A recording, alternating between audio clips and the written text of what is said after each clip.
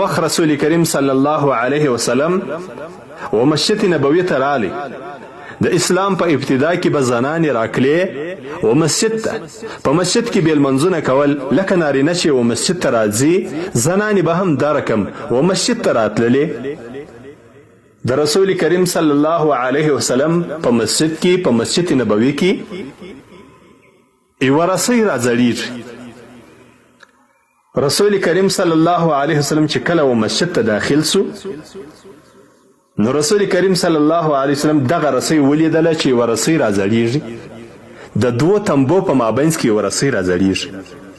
د الله رسول صلی الله علیه وسلم وفرمایله فقال ما هذا الحبل، دا څنګه رسۍ ده چې د دغو دوو تنبو په مابینځ کې راځړېږي؟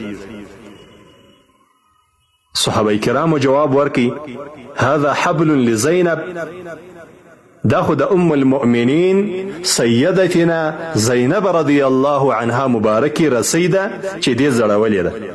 فاذا فطرت تعلقت به، دا چې کله د شپې پر عبادت باندې ولاړی او دا مبارکه په عبادت کې ستړی سي، نو دا بیا ځان په دغه رسۍ باندې وتړي.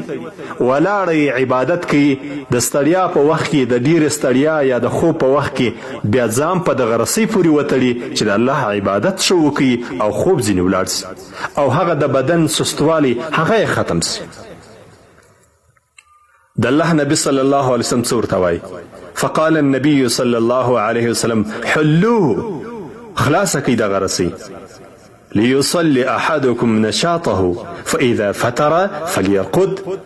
د الله رسول صلی الله علیه وسلم ورته وویل چې دغه رسۍ خلاصه کړئ. تاسې دا رقم عبادت مه کوئ چې کله تاسې عبادت کوئ نو هغه عبادت په داسې اندازه باندې کوئ چې تاسې ښه خوشحاله وسا یاست. داسې عبادت مه کوئ چې تاسې ستړي یاست او بدن مو سست وي او خوب درځي.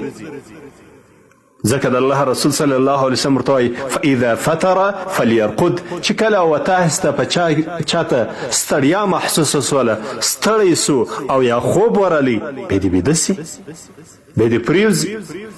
دا د الله د رسول صلی الله علیه وسلم طریقه ده. دا د الله د رسول صلی الله علیه وسلم د صحابیاتو د بیبیګانو عبادت دی. دغه د الله سره اخلاص دی، دغه د الله په عبادت کې کوشش دی. درنو معززو دوستانو، موږ او تاسې ته امر د اسلام له طرفه هغه دا دی چې موږ او تاسې به عبادت پر داسې طریقه باندې کوو چې څنګه الله او د الله د رسول له طرفه راښودل سوی دی. له ځانه به زیادت، له ځانه به لارې، له ځانه به طریقې د الله په عبادت کې نه راباسو.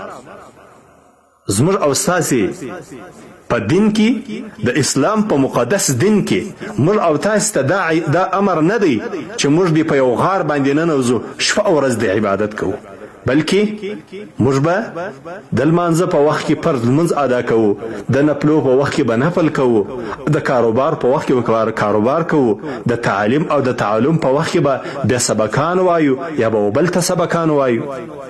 د پښتنې په وخت کې به پر خپلو قریبانو پوښتنه کوو، د وسیلې او د رحم پر ځای باندې به خپله وسیله او رحم کوو، د عبادت په ځای کې به خپل عبادت کوو.